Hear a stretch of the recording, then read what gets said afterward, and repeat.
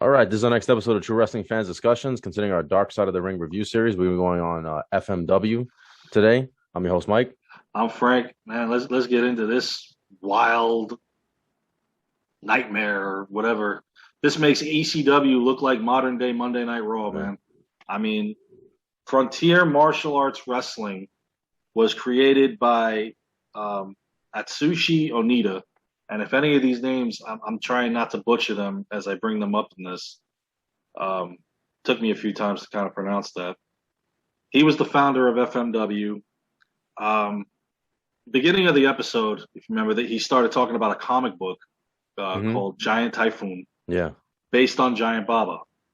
When he read it, he thought, wow, how pro wrestling was awesome. And he also thought it was amazing that a Japanese wrestler can fight at Madison Square Right, Garden. right, yeah. And he said that it was the only way to see the world was to do that. Now, at the time in Japan, there were two major promotions: Giant Baba's All Japan Pro Wrestling and Antonio Inoki's New Japan Pro Wrestling, which were a huge hit there. Japanese audiences were also, at this point, they were talking about, they were captivated by two Westerners known as Terry and Dory Funk. They loved their style, especially when they went over to Japan. They absolutely fell in love with them. Yeah. And I think Terry Funk, honestly, there were a few guys that could go over there and take the audience the way they did, and they feel like they belong there. Funk was definitely one of them. I believe so was Foley and Jericho. Those guys really, the fans loved the action that they had in the ring, and Sabu as well. I'll get to him later. Um, Terry Funk was their most loved performer in Japanese history by far. They made that well known. They interviewed Chris Jericho, who had said, he did two tours in Right, FMW yeah. before coming back to the States. And I loved how he had the Shawn Michaels outfits. If you show when they showed the pictures, how he was trying to base his character off of that. So I What thought was that the was cool. inspired by the Rockers and Shawn Michaels? Just thank God they never referred to him as the next Shawn Michaels. They never did that, and I was so glad that they didn't do that, because that's a kiss of death when they do that stuff. When?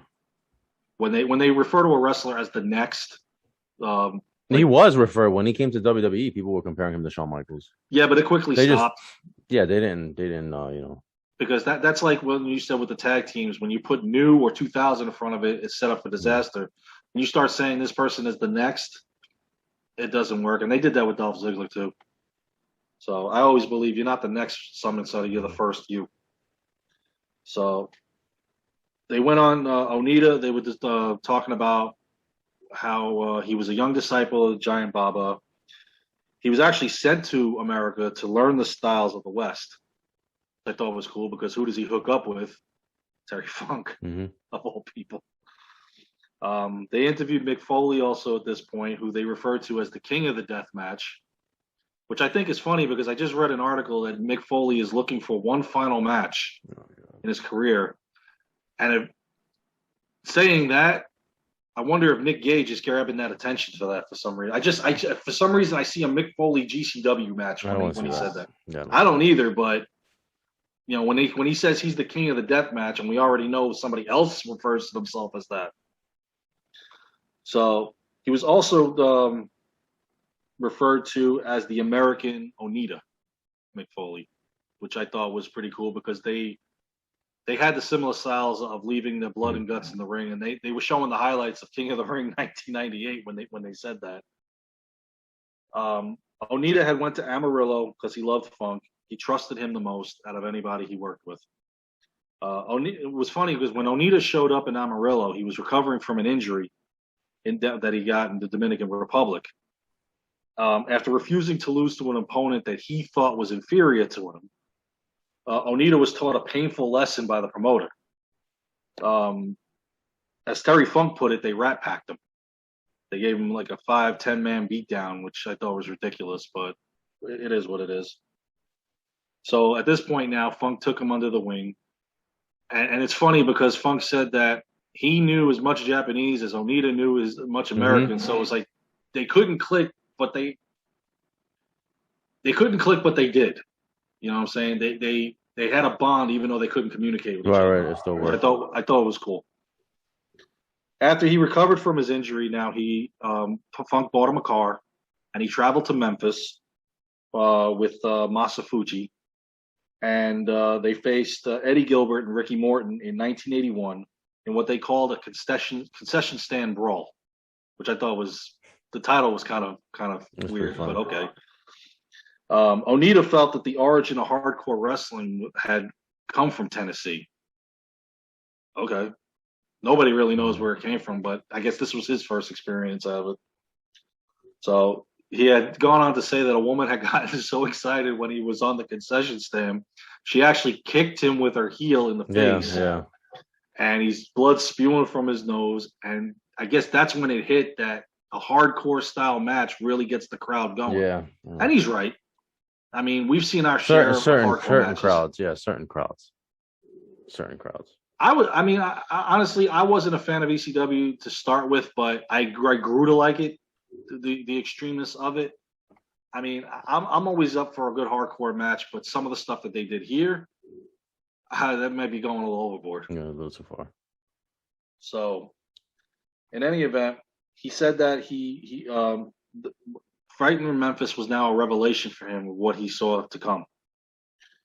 So he returns to All Japan on the cusp of main event stardom at this point, and all of a sudden the freak accident hits him. What are the odds you just jump off the apron and you not blow out your knee, you just destroyed your kneecap that is coming through the skin? I mean, Yeah, what are the odds this that happens? was a wild injury. You have to assume that his knee was already pretty messed up, and that just, you know, that was it. That one thing caused That's a shame the too. damage that was already there because this is a very freak injury. It was. It's like 1 in a million that this would happen. Hmm. He was a I high mean, flyer before that, so yes, he he was very was. athletic and. So I mean, it could have taken its toll on his Mhm. legs. Who knows? Taking care of himself. The conditioning back then they don't do as what they do now. So yeah, anything. So now, after he recovered from his injury, he wouldn't stop. He went back into the ring, which a lot of people thought they weren't going to see him again. Onita actually challenged professional martial artist Masashi Aogi. If I'm saying that right, if I'm not, I apologize. Um, the brutality and the rivalry between these two brought in the crowd, and they had a series of just gruesome matches between each other.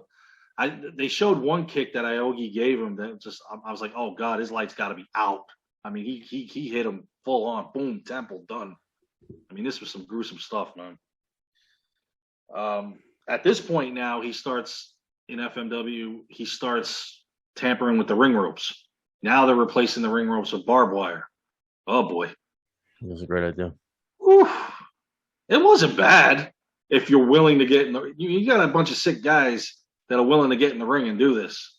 I mean, if they're willing to do it, I mean, and the crowd's going to watch. Of course, the crowd's going to pay to see it.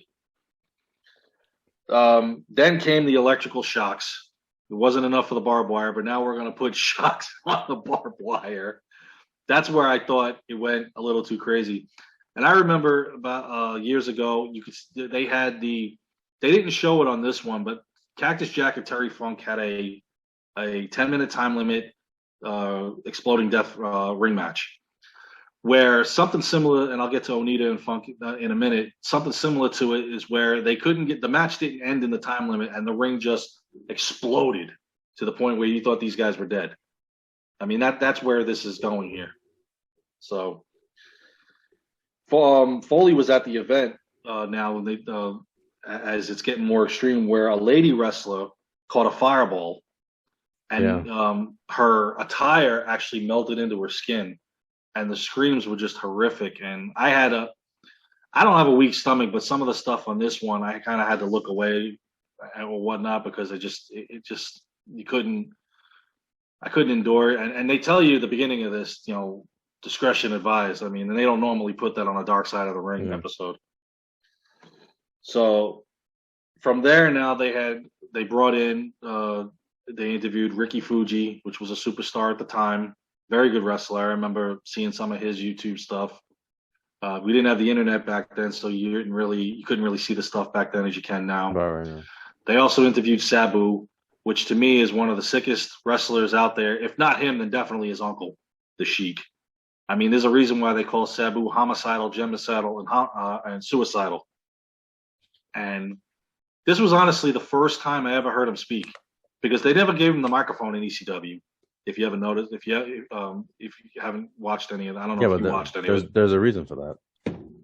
Well, they didn't have to. He kept him Mystique. He kept him. Yeah, not only They that, had RVD do it. not only that, the guy's from Staten Island, Yeah, I know. so he's not. He's playing this guy that you would think is. I mean, he's half Lebanese, Yeah. but he was born and raised here, and I think he's half Irish or something like that. So if he spoke, he's not going to sound like he's from the Middle East. No, he's going to come off as an East Coaster. You're going to catch Right? that. Yeah. And ECW was based in Philly, so Yeah. you're gonna catch it. So Sabu had wrestled in FMW for 3 years. His uncle again was the Sheik, which the Sheik was one of the craziest guys I've ever seen wrestle, besides Abdullah Butcher, just to name a few. They asked Sabu how was it wrestling in barbed wire, and he said, "Oh, it just sucked." But meanwhile, yeah, he what kept am I? doing it. So I don't understand that. Yeah, he said the first time he ever had to go to the hospital for the injuries, it took too long. So rather than go, he just glued up his own injuries and did it Yeah. for the boys. That's where you could see all the scars on his body. Mm-hmm. And the first time I ever saw him in ECW, and I looked at him like, "Oh my God, what the hell has he been into?" He And then looked like Rambo in I think it's part yes, three. I think part one of the movies where they show all the. I think it was Rambo Part Three, I think it where they was show, three. yeah, where they All show the all the scars. scars on him. It was Yeah. so I think Rambo was some good stuff. Yeah. So in any event, now they go to a match in 1991. It's Onita versus Tarzan Gatto in a steel cage barbed wire explosion match. Could we add anything else to this?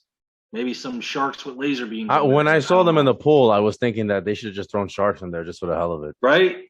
Yeah. What I can't understand is if when they were doing the electrocutions in the pool, how the hell are you surviving that? I don't know. I don't know. I mean, this guy was doing everything short of playing Russian roulette match. It's crazy. I mean, this was insane, but it was bringing in 50, 60,000 people at a time. Yeah, I mean, So he's making money hand over fist, mm-hmm. which came to bite him in the ass, and I'll get to that in a second. But I mean, and those Japanese fans are crazy for their wrestling, especially their extreme stuff. So I mean, like I said, he was everything shy of a Russian roulette match. It was insane. What was funny is they would play the song they mentioned Wild Thing, which got the crowd going as he's pouring water over himself and crying in appreciation of the fans. They ate this up. I mean, these fans were very loyal to him. Yeah, I don't know. I think Jericho was the one that said that the way was it Jericho or Foley? Might have been Foley was saying how he connected with the crowd and the emotion that he showed, and he was able to express the pain like nobody else. And I think it's because he really was in pain. Oh yeah, he was. There is no way you came out of any of these matches feeling okay. Yeah. And it was probably a dealer in the back because oh my God, the amount of blood and injuries that these guys sustained was amazing. So, and what's funny is Ricky Fuji was being interviewed here, and they said as he goes into the ambulance, usually on a daily basis, he's starting to think, okay, what's next? I accomplished this feat. What's the next level? And again, this is where it just starts getting insane. So then he starts using explosions in matches at the harbor, which I thought was ludicrous. Fights in the pools with explosions, especially the electrocution stuff. And I'm like, I don't understand how people survive that one. From there, this was a match that I couldn't believe. The 1992 tag team match. It was Onita and Gatto versus Sabu and the Sheik in a fire match. And this went totally wrong. The Sheik was like 65 years old, I think they said at this point. Yeah, he right? was. Something like that. Sabu's uncle. Yeah. And the only person that the Sheik wanted to wrestle with as a tag team partner in this was his nephew, which Sabu thought was an honor for him. This match went totally wrong as the flames engulfed the ring. There's no air. They said that the logo had melted in their hands in the ring. But at this point now, they had to get out of the ring. And they escaped the ring, but the Sheik couldn't get out. Right, right. and they didn't realize he got out on the other side. And I remember Sabu They thought he saying was that, dead. yeah, because they couldn't find him. Right. Yeah. That he threw water on his uncle's back, and the skin melted off. And I was, oh my god, this was just totally insane. He kept wrestling though. The outside. Look, I'm telling you, anybody that's never seen Sheik matches, YouTube that stuff. This guy was part of my French. He was a sick bastard. But he if he had a broken bone, he'd wrestle through it. So it didn't matter. He was crazy. That was crazy. I don't know what they were thinking. But Sabu said that he wasn't even upset at no, because it made him right. Yeah. working for Onita. Yeah, he said he was upset it didn't go right, but he wasn't upset at this guy because at the end of the day he made him. So yeah, and wasn't it a Funk that said people that were paying for front row seats for a fire match? They're like, you think we're the crazy ones? Y'all are nuts for sitting front row to this. Yeah, because you're going to catch some that of would this. That would have never happened in the States. They would have never allowed that. No, this would be banned 10 times over. Yeah, talk about fire hazard, man. Seriously, no pun intended. Yeah, right. So yeah, Sheik head burns to 60% of his body on that, and just the fact that he came out of this alive, it's amazing. So with any big success, they talked as Onita, as Onita's success came, he got a big head now. Gets himself a 4-bedroom house. He's got 5 cars. Pretty much, at the peak of business, he was making $2 million a year. Yeah. So, like WCW in their prime, he just didn't know when to kind of level off. He just, kept on going. He also had ties with the Yakuza. Yeah, we're talking about. Which back then, I mean, in Japanese wrestling, apparently the Yakuza was all over the place. Yeah, they controlled the arenas. Yeah, so they had a piece of it. For those that don't know, that's the mob in Japan. Even though the mob doesn't exist, but they don't know nothing about it. Yeah, and don't speak ill of them either. So Foley was talking about how they went to dinner with some of the sponsors, and the part of their pinkies were missing. Yeah, man, and that's a real thing if you know about the Yakuza. Yeah. Oh yeah, I know about it. You know about it. We're not going into it. Now, at one point, they had said that they were told to stay away from a certain section of the stands. Yeah. Even though there were 50 seats not used and only 10 of them, there was a reason for that. And Sabu was like, "Yeah, no. The match goes over to this part of the arena. They flip over. The bosses don't move. They don't move. Yeah, everybody else would normally move when the wrestlers fell into the stands. Yeah, these guys aren't budging, which should tell you something. It winds up that Sabu actually gets a beat down from them backstage. In the backstage, he ran away. Couldn't get away from them. And surprisingly, Mike Awesome came to his rescue. And I'm ever wondering if Mike Awesome got into a fight with them, how is he still breathing? But whatever. He probably got out of there after that, maybe. But I don't know. But Sabu said after that, I love the man. Yeah, he said that he came in, he started just flinging people. Yeah, and because Mike Awesome's a big guy. Dude. Yeah, he's a big guy. Yeah. I mean, yeah. If anybody doesn't know who Mike Awesome is, check him out. He had the size and strength. Just unfortunately, a guy that was never really pushed. Mm-hmm. So by this point now, in 1993, Onita wanted to work with Terry Funk again in an exploding ring death match. Gotta love the names of these matches, man. I'm telling you. The best part is they didn't know where the explosions were. Right. That's just brilliant. I'm like, okay, if I'm in this match, I want to know if I'm in this part of the ring, am I going to blow up or not? Right. And how big are these concussion charges? And these fireworks. This is and Funk. There's a reason why they call Funk middle-aged and crazy. This guy is batshit crazy like a fox. Like a fox, yes. I mean, this guy is the living legend of hardcore. I'm sorry. Besides the Sheik. Chainsaw Charlie. I never liked that guy. Why you changed that? I have no idea. Yeah, Vince. That's Vince's moniker. But anyway, Onita wins the match against Funk. Now, they talked about at the 5-minute mark, all of a sudden the siren starts going off. Mm-hmm, yeah, the countdown. And I think he won the match with 30 seconds left Mm-hmm. in the match, but the clock was still going. Yep. And Onita leaves the ring and realizes, oh crap, the thing is still going off. He goes in the ring, tries to wake Funk up, Yeah. can't. He's slapping him. So he shields him Yeah. from the explosions. Yeah. The ultimate babyface move. Yeah.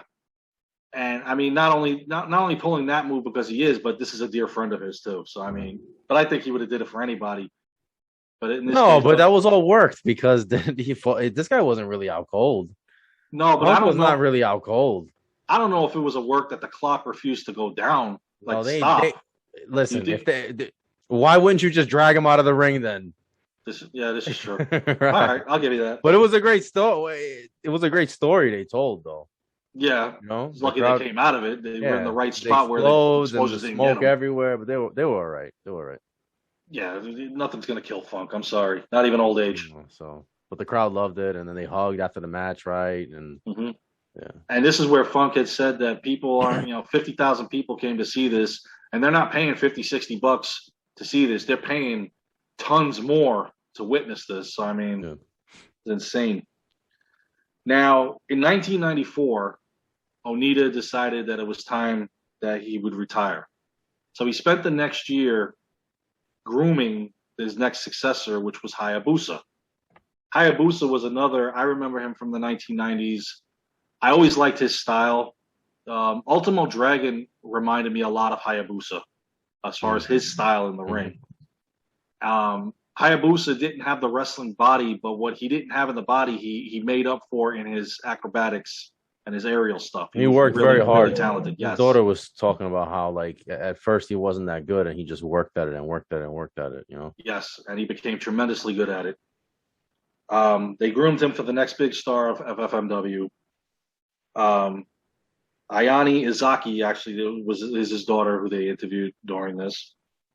1995, he had a retirement match. It was Onita versus Hayabusa, pretty much the passing of the torch. And even Onita had a few guys had said that Hayabusa wasn't the right guy for this promotion, for even for the death matches. It wasn't his bag. During the match, he actually told Hayabusa, "Never let me return to the ring again." And he's like, "Never, never, never, never." Of course, he does. But I mean, after that was pretty much like his send off. Mm-hmm. The funny thing here, this was a WCW move when they pulled this one. He makes the ring announcer Shoichi Arai the new president of FMW, and this guy knows squat about squat. This reminded me of when they made Jim Herd in charge of WCW. I mean, this dude didn't know diddly about wrestling. I don't even think he knew how to spell wrestling, to be honest. And they interviewed his daughter Shell. She said that her dad had no knowledge of it, and by 1995 now there were hardly any fans. Ricky Fuji was talking about how they used to sell out and everything, and now they show you an event in 1995 and it's like half the arena. They even had part of it blocked off, so you wouldn't see the empty seats.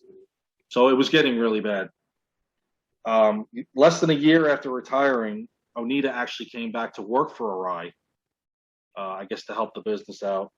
He wanted to return as a heel at this point, and unfortunately, I'll make an example like this. No matter what The Rock ever did in WWE, he could never be the heel because the fans will always cheer for him. And unfortunately, Onita is that type of guy in Japan where whatever he does, the fans are still going to cheer for him. So it wasn't going to work. Arai also wanted to move away from the death matches, which was, I think, a big mistake because if that's your bread and butter, you need to stick with it. And this move didn't work. He hired a guy, Fuyuki, if I'm saying that right. Again, if I'm not, I apologize. He was hired for entertainment purposes at this point, and it just didn't work. Some of the stuff that they were doing here was just garbage. I think they had a urinating thing. Eating dog food or some nonsense. A dancing contest. What are you, Rikishi? Come on. I guess, yeah. It didn't work. The company was like totally going to crap right now. And at this point now, before 3 days prior to a meeting that he was going to have with the boys, Arai had Onita in his office and he told him to quit and leave FMW. I guess if you want to get rid of get away from the death matches, you need to get rid of the guy that's doing it, which I thought was a big mistake, getting rid of your number one attraction. Yeah, they That's pretty like, much forced him out. They had all the wrestlers lined up. I mean, the insinuation I think was that they were going to kick his ass if he didn't resign. yeah, That's yeah. how I Which took is, it, at least. no, you're right. 'Cause, that's the vibe that came off. Yeah, So unfortunately, so after this, now they went to October 22nd, 2001. They showed a match involving Hayabusa versus Mammoth Sasaki. This was hard to watch as he did a second rope moonsault. His foot slips off the rope and he landed on his neck, back of his head and the neck. back of his head and neck. Yeah, And man, that was worse than seeing Sid's broken leg. I mean, this was just unbelievable. I cringed when I saw this, and when he wasn't moving, I mean, he wound up paralyzed. He could speak, but he's paralyzed from the neck down, and that was a huge shame. And you got to, I felt for him, especially a move he's done a million times. So, and to make matters worse, now at this point, the company is in total financial disaster. Arai was now using his own personal money, right, to pay the boys who I remember Sabu was said, yeah, he owed me money, and I didn't get it. Finds out the next day he's dead. I'll get to that in a second. He went to loan sharks rather than go to Onita, who had said that I would have given him the money, I would have helped him out. He went to loan sharks, and he also went to the mob. That's a big no-no. I mean, come on. He actually, because he was unable to pay them back, he hung himself in a schoolyard park. And one thing about the Yakuza is, even if something that he did like this, your family's still going to owe the debt. right. It's not like it gets wiped out because you're dead. Exactly. Right. So they wind up taking their house because his daughter says, I have no memories from my childhood. It was all in that house. They changed the locks. They kicked them out. It's sad. Which is sad. It is. Shell felt that Onita used her father. I mean, I don't know. They didn't. Again, this episode wasn't the relationship between the two, so you don't really know the whole story between the two. Yeah, exactly. I'm sure there's a lot of missing information on there. Exactly. Mm-hmm. And then they didn't. We don't have Onita's side of it too. So I mean, this wasn't really focused on that. So you don't know one way or another what's going on there. So, and then they summed up the episode in 2015. Onita was back in the ring. By this point, Hayabusa was an acting executive producer. And the good thing, right before the sad part of the story, which I'll get to in a second, he was actually able to walk again. He worked so hard that he was able to get out of the wheelchair and walk again. But unfortunately, less than a year later, Hayabusa collapsed in his home and he died at the age of 47, which was very tragic. Yeah. So, I mean, this was a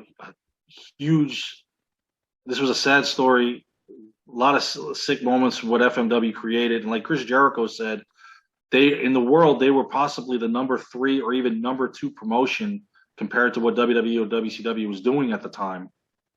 I would say maybe number 3, maybe number 2, depending on the year with how bad WCW was. But a lot of people like here in the States didn't know what was going on because then the internet access wasn't. It was pre-internet. But they did mention that this is I guess it was Sabu. He said that this is what basically inspired ECW. He said because he took what he learned there and he brought it to ECW. So without them, there would have never been an ECW as we know it, at least. Exactly. Yeah. And ECW for quite a few years was very good. And at some points during WWE's down years, ECW was better than them until they had their fallout. But I mean, they got a lot of the stuff that they did. Thank God they didn't do this exploding death ring matches. Yeah, but everything else in the States, it wouldn't go. Not even in Philly. They're crazy in Philly, but they ain't doing that. No. So that's this episode's Dark Side of the Ring. What do we got coming up next week? Johnny K9. Yeah, that one looks wild. Wild. I'm intrigued. I'm definitely going to play close. Because of the outer ring. The out of the ring stuff looks insane. Yeah, the whole police station thing caught my eye. Yeah, like, so okay. that should be interesting. So you guys let us know what you think about this episode. Make sure to like, comment, share, subscribe. See you guys soon. Take care.